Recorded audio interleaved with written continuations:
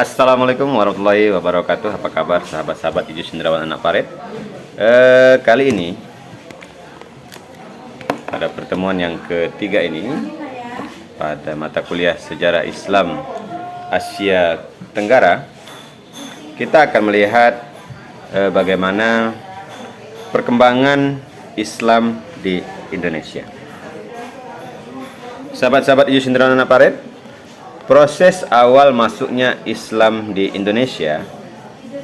Nah, ketika Islam masuk ataupun datang ke Indonesia, berbagai agama dan kepercayaan seperti animisme, dinamisme, Hindu dan Buddha sudah dianut oleh bangsa Indonesia. Bahkan di beberapa wilayah kepulauan Indonesia telah berdiri kerajaan-kerajaan yang bercorak Hindu dan Buddha. Misalnya Kerajaan Kutai Kertanegara di Kalimantan Timur, Kerajaan Tarumanegara di Jawa Barat, Kerajaan Sriwijaya di Sumatera, dan lain sebagainya. Namun, Islam datang ke wilayah-wilayah tersebut dapat diterima dengan baik karena Islam datang dengan membawa prinsip-prinsip perdamaian, persamaan antara manusia dan tidak ada kasta, menghilangkan perbudakan, dan yang paling penting juga adalah masuk ke dalam Islam sangat mudah hanya dengan membaca 2 kalimat syahadat dan tidak ada paksaan. Tentang kapan Islam datang dan masuk ke Indonesia, menurut kesimpulan seminar masuknya Islam di Indonesia pada tanggal 17 sampai dengan 20 Maret 1963 yang dilaksanakan di Kota Medan, Islam masuk ke Indonesia pada abad pertama Hijriah atau pada abad ke-7 Masehi. Nah, sedangkan menurut sumber lain mengatakan bahwa Islam sudah mulai melakukan ekspedisinya ke Nusantara ini pada masa Khulafaur Rasyidin, yakni pada masa pemerintahan Abu Bakar Siddiq, pemerintahan Umar bin Khattab, pemerintahan Utsman bin Affan, dan pemerintahan Ali bin Abi Thalib. Utusan tersebut disebarkan langsung dari kota Madinah. Nah, Islam masuk ke Indonesia pada abad ke-7 atau abad ke-8 Masehi, bertepatan dengan abad ke-1 atau abad ke-2 Hijriah. Rute yang dilewatinya adalah jalur utara dan jalur selatan. Nah, jalur utara dengan rute Arab, yaitu Mekah dan Madinah, yang meliputi Damaskus, Baghdad, Gujarat, Sri Lanka, sampailah ke Indonesia. Nah, sedangkan jalur selatan dengan rute Arab, yaitu Mekah dan Madinah, yang meliputi Yaman, Gujarat, Sri Lanka, dan Indonesia. Nah, Islam masuk ke Indonesia bukan dengan peperangan ataupun penjajahan ya. Islam berkembang dan tersebar di seluruh Indonesia justru dengan perdamaian, dengan cara damai dan persuasif berkat kegigihan para ulama. Nah, proses penyebaran agama Islam di Indonesia dilakukan dengan cara yaitu melalui perdagangan, perkawinan, pendidikan, politik, kesenian, tasawuf, yang kesemuanya mendukung meluasnya ajaran agama Islam. Kita coba lihat cara proses penyebaran agama Islam di Indonesia. Yang pertama yaitu melalui perdagangan. Nah, pada abad ke-7 Masehi, bangsa Indonesia kedatangan para pedagang Islam dari Arab ya, Persia, dan India. Nah, mereka telah ambil bagian dalam kegiatan perdagangan di Indonesia. Hal ini konsekuensinya menimbulkan jalinan hubungan dagang antara Indonesia dengan para pedagang Islam, baik yang dari Arab, Persia, dan India tersebut. Dengan cara tersebut, banyak pedagang Indonesia memeluk agama Islam, dan mereka pun menyebarkan agama Islam dan budaya Islam yang baru dianutnya kepada orang lain. Dengan demikian, tahap demi tahap, agama dan budaya Islam tersebar dari pedagang Arab, Persia, India kepada bangsa Indonesia. Proses penyebaran Islam melalui perdagangan sangat menguntungkan dan lebih efektif dibanding dengan cara yang lain. Kita masuk yang kedua, yaitu melalui jalur perkawinan. Kedudukan ekonomi dan sosial para pedagang yang sudah menetap makin membaik. Para pedagang itu menjadi kaya dan terhormat, tetapi keluarganya tidak dibawa serta. Nah, para pedagang itu kemudian menikahi gadis-gadis setempat dengan syarat mereka harus masuk Islam. Nah, cara itu pun tidak mengalami kesulitannya. Misalnya perkawinan Raden Rahmat atau yang terkenal dengan Sunan Ampel dengan Nyai Gede Manila, Putri Tumenggung Wilatikta. Perkawinan antara Raja Brawijaya dengan Putri Jompa yang bernama agama Islam, kemudian berputra Raden Patah yang pada akhirnya menjadi Raja Demak. Nah, sedangkan pada jalur yang ketiga, yaitu melalui jalur politik. Nah, seorang raja mempunyai kekuasaan dan pengaruh yang besar dan memegang peranan penting dalam proses Islamisasi. Nah, jika sebuah kerajaan memeluk agama Islam, otomatis rakyatnya akan berbondong-bondong memeluk agama Islam. Karenanya, masyarakat Indonesia memiliki kepatuhan yang tinggi dan raja selalu menjadi panutan rakyatnya. Nah, jika raja dan rakyat telah memeluk suatu agama, pastinya demi kepentingan politik, maka akan diadakannya perluasan wilayah kerajaan yang diikuti dengan penyebaran agama. Kemudian melalui jalur pendidikan. Perkembangan Islam yang cepat menyebabkan muncul tokoh ulama ataupun mubalik yang menyebarkan agama Islam melalui pendidikan dengan mendirikan pondok-pondok pesantren, dan di dalam pesantren itulah tempat pemuda-pemudi menuntut ilmu yang berhubungan dengan agama Islam. Nah, yang jika para pelajar tersebut selesai dalam menuntut ilmu mengenai ilmu agama, mereka mempunyai kewajiban untuk mengajarkan kembali ilmu yang diperolehnya kepada masyarakat sekitar. Nah, yang pada akhirnya masyarakat sekitar akan menjadi pemeluk agama Islam. Nah, pesantren yang telah berdiri pada masa pertumbuhan Islam di Jawa antara lain Pesantren Sunan Ampel Surabaya yang didirikan oleh Raden Rahmat atau yang dikenal dengan Sunan Ampel, dan Pesantren Sunan Giri yang santrinya banyak berasal dari daerah Maluku, yaitu daerah Hitu dan lain sebagainya.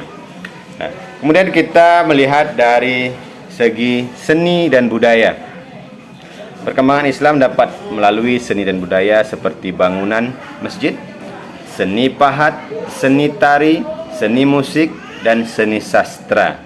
Nah, cara seperti ini banyak dijumpai di Jogja, Solo, Cirebon, dan lain sebagainya. Nah, seni budaya Islam dibuat dengan cara mengakrabkan budaya daerah setempat dengan ajaran Islam yang disusupkan ajaran tauhid yang dibuat sederhana, sehalus dan sedapat mungkin memanfaatkan tradisi lokal ya. Seperti kita lihat membumikan ajaran Islam melalui syair-syair, contohnya Gending Dharma, Suluk Sunan Bonang, Hikayat Sunan Kudus, dan lain sebagainya. Yang keduanya itu mengalterkultasikan wayang yang syarat doktrin ya. Tokoh simbolis dalam wayang diadopsi atau mencipta nama lainnya yang biasa mendekatkan dengan ajaran Islam, mencipta tokoh baru dan narasi baru yang syarat pengajaran. Kemudian membujikan beduk sebagai ajakan sholat 5 waktu sekaligus alarm pengingat. sebab insting masyarakat telah akrab dengan gema beduk sebagai pemanggil acara keramaian. Nah, kemudian menggeser tradisi klinik dengan doa-doa pengusir jin sekaligus doa ngirim leluhur, diantaranya yang disebut dengan tahlil ya. Nah, kemudian yang keenam kita coba lihat melalui jalur tasawuf ya. Seorang sufi biasa dikenal dengan hidup dalam kesederhanaan. Mereka selalu menghayati kehidupan masyarakatnya yang hidup bersama di tengah-tengah masyarakat.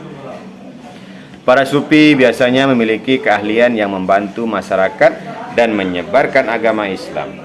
Nah, para sufi pada waktu masa itu diantaranya adalah Hamzah Fansuri di Aceh dan Sunan Panggung Jawa. Nah, dengan melalui saluran di atas, agama Islam dapat berkembang pesat dan diterima masyarakat dengan baik pada abad ke-13. Dan adapun faktor yang menyebabkan Islam cepat berkembang di Indonesia, yaitu diantaranya lah syarat masuk Islam hanya dengan mengucapkan 2 kalimat syahadat. Tata cara beribadahnya sangat sederhana. Agama yang menyebar ke Indonesia disesuaikan dengan kebudayaan Indonesia. Penyebaran Islam dilakukan secara damai. Kita akan melihat perkembangan Islam di beberapa wilayah di Indonesia ya. Nah, perkembangan Islam di Sumatera. Nah, daerah pertama kali kepulauan Indonesia yang dimasuki Islam adalah Sumatera bagian utara.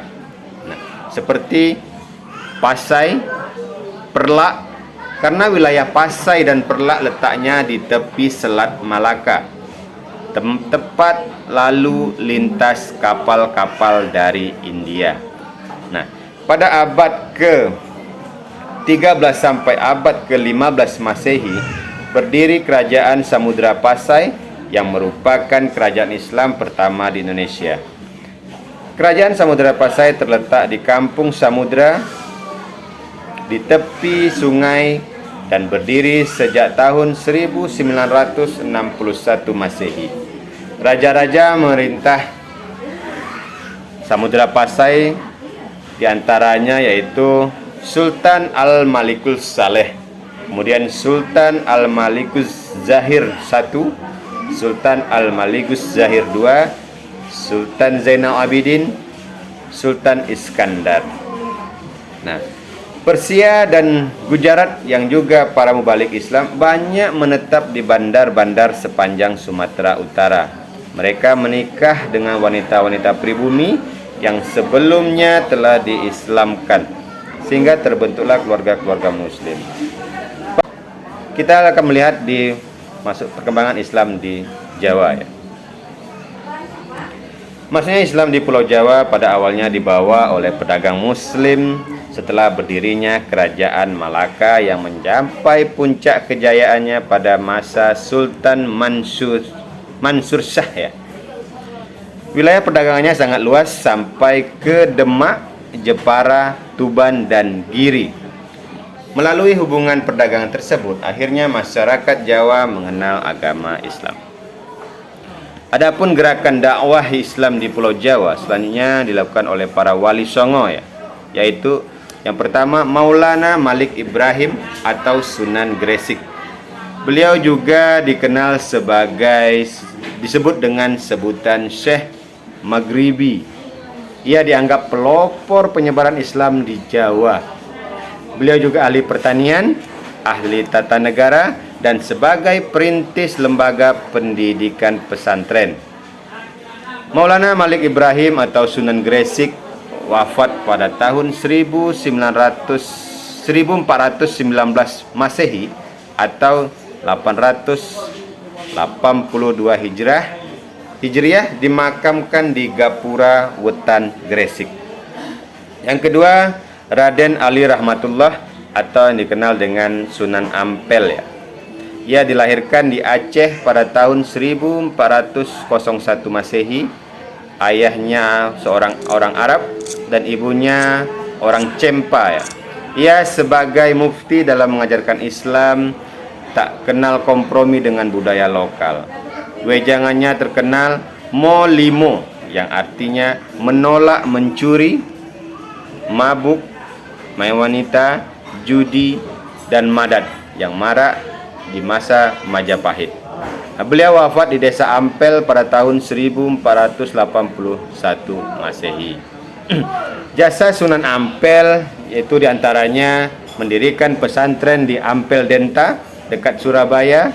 Dari pesantren ini lahir para mubalik kenamaan seperti Raden Paku atau Sunan Giri, Raden Patah Sunan Demak, Raden Mahdum Sunan Bonan, Saifuddin Sunan Derajat, Maulana Ishak yang pernah diutus untuk menyiarkan Islam ke daerah Belambangan. Kemudian berperan aktif dalam membangun Masjid Agung Demak yang dibangun pada tahun 1479 Masehi.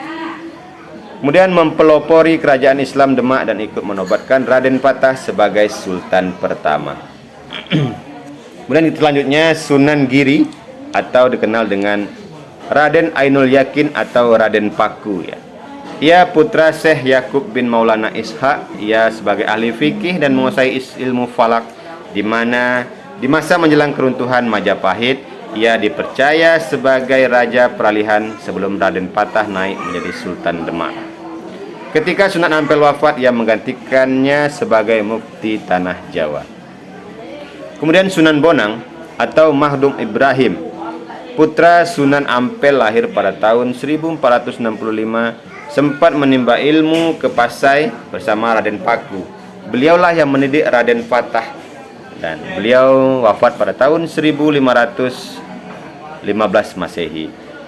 Kemudian selanjutnya itu Sunan Kalijaga atau Raden Syahid. Ia dicatat paling banyak menghasilkan karya seni berfalsafah Islam. Ia membawa wayang kulit dan cerita wayang Hindu yang diislamkan.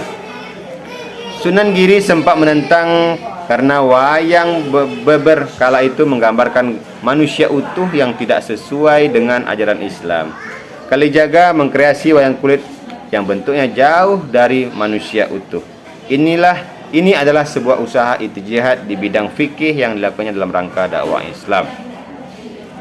Kemudian Sunan Derajat, nama aslinya adalah Saifuddin, putra dari Sunan Ampel, adiknya Sunan Bonang ya. Dakwah beliau terutama dalam bidang sosial. Beliau juga mengkader para dai yang berdatangan dari berbagai daerah. Kemudian Syarif Hidayatullah, nama lainnya adalah Sunan Gunung Jati, yang kerap kali diracungkan dengan Fathahillah yang menantunya sendiri. Ia memiliki kesultanan sendiri di Cirebon yang wilayahnya sampai ke Banten.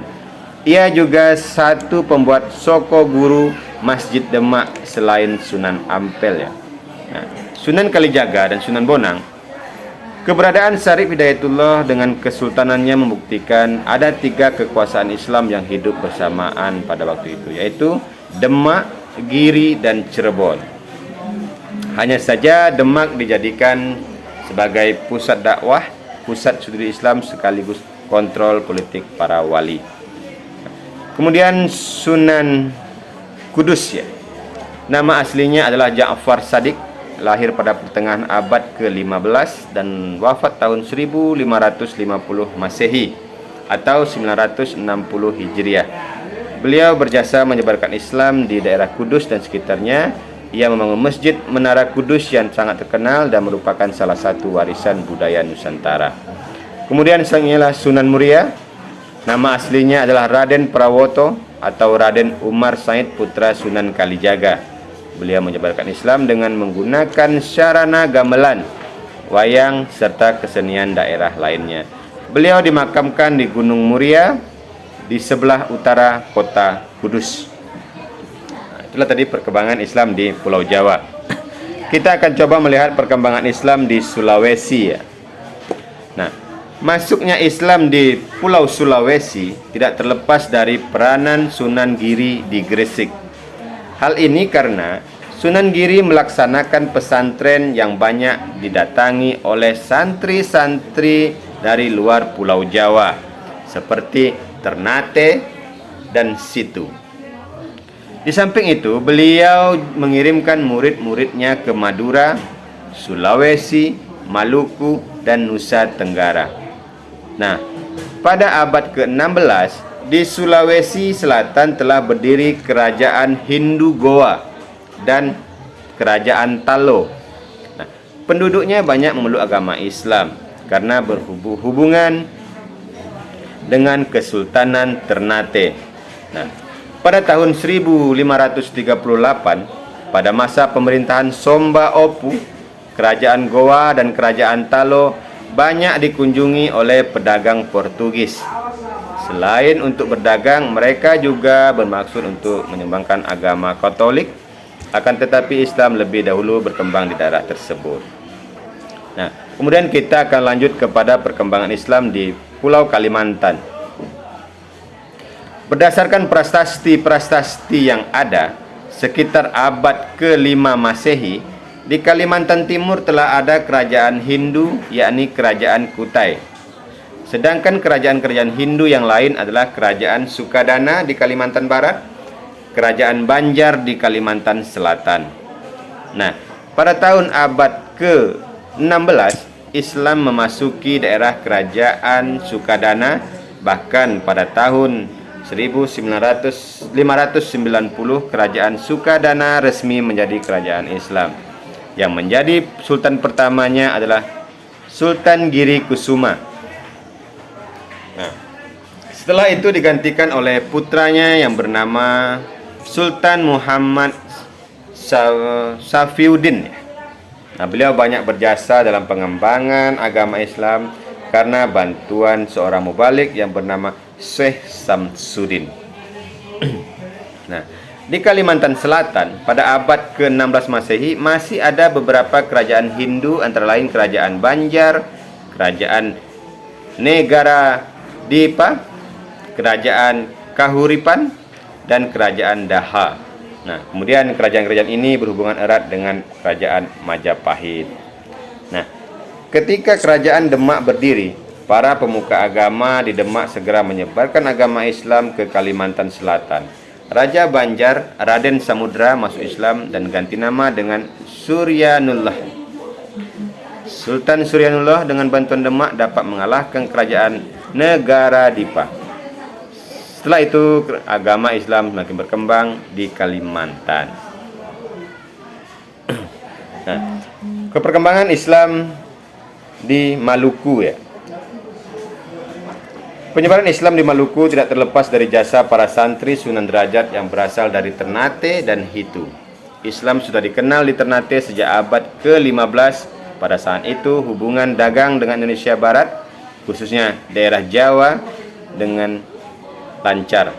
Nah, selain berdagang, pedagang juga melakukan dakwah.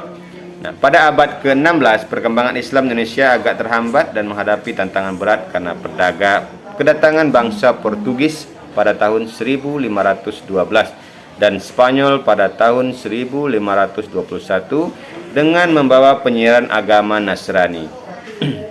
Nah, pada permulaan abad ke-17, Belanda dapat mengalahkan Portugis setelah berperang bertahun-tahun di Ambon ya.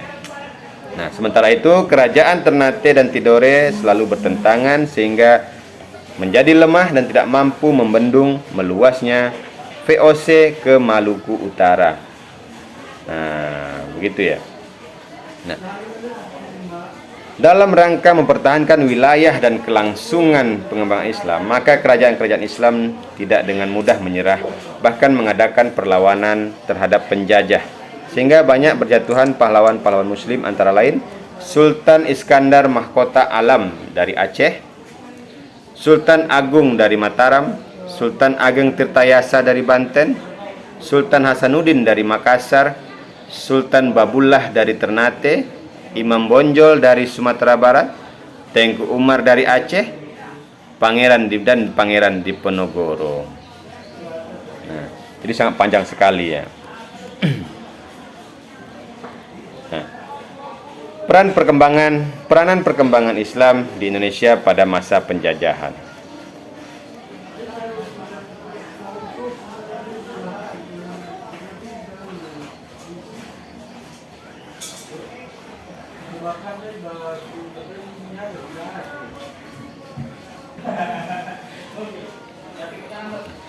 manfaat yang dapat kita ambil dari sejarah perkembangan Islam di Indonesia. Yang pertama itu mengetahui dan memahami sejarah perkembangan Islam di Indonesia. Kemudian yang kedua, mengetahui dan memahami perkembangan ilmu, pengetahuan dan kebudayaan. Yang ketiga, menjadi cermin untuk memacu kehidupan yang lebih baik. Yang keempat, mempelajari sejarah agar dapat melakukan perubahan yang lebih baik. Yang kelima, menghargai kerja keras para pahlawan bangsa. Yang keenam, kehadiran pedagang Islam yang telah berdakwah dan memberikan pengajaran Islam di bumi Nusantara turut memberikan nuansa baru bagi perkembangan pemahaman atas suatu kepercayaan yang sudah ada di Nusantara ini. Nah, yang ketujuh, hasil karya para ulama yang berupa buku sangat berharga untuk dijadikan sumber pengetahuan. Kita dapat kemudian yang kedelapan, kita dapat meneladani Wali Songo telah berhasil dalam hal-hal sebagai berikut: menjadikan masyarakat gemar membaca dan mempelajari Al-Quran, mampu membangun masjid sebagai tempat ibadah, mampu memanfaatkan peninggalan sejarah termasuk situs-situs peninggalan para ulama, baik berupa makam, masjid maupun peninggalan sejarah lainnya. Nah, seorang ulama ataupun ilmuwan dituntut oleh Islam untuk mempraktekkan tingkah laku yang penuh keteladanan agar terus dilestarikan dan dijadikan panutan oleh generasi berikutnya.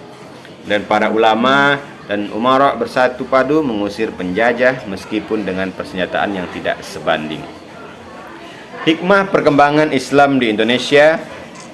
Setelah kita memahami bahwa perkembangan Islam Indonesia memiliki warna atau ciri yang khas yang memiliki karakter tersendiri dalam penyebarannya, kita dapat mengambil hikmah diantaranya, yaitu Islam membawa ajaran yang berisi perdamaian. Penyebaran Islam Indonesia adalah pribadi yang memiliki ketangguhan dan pekerja keras. Terjadinya akulturasi budaya antara Islam dan kebudayaan lokal, meskipun Islam tetap memiliki batasan dan secara tegas tidak boleh bertentangan dengan ajaran dasar dalam Islam. Oke, sahabat Iju Senderawan Anak Parit, saya telah memaparkan panjang lebar tentang sejarah perkembangan Islam di Indonesia, sejak dari masuk hingga penyebarannya dan bagaimana cara penyebarannya. Sudah kita bahas sama-sama. Semoga konten ini bermanfaat untuk kita semua, khususnya bagi sahabat-sahabat mahasiswa yang sedang mempelajari sejarah perkembangan Islam di Indonesia. Mudah-mudahan kita semua diberikan kekuatan dalam menjalani kehidupan dan diberikan kesehatan, kekuatan, dan keberkahan hidup sehingga kita menjadi orang-orang yang bermanfaat bagi nusa, bangsa, dan agama. Saya Iju Senderawan Anak Parit, mohon diri. Assalamualaikum warahmatullahi wabarakatuh.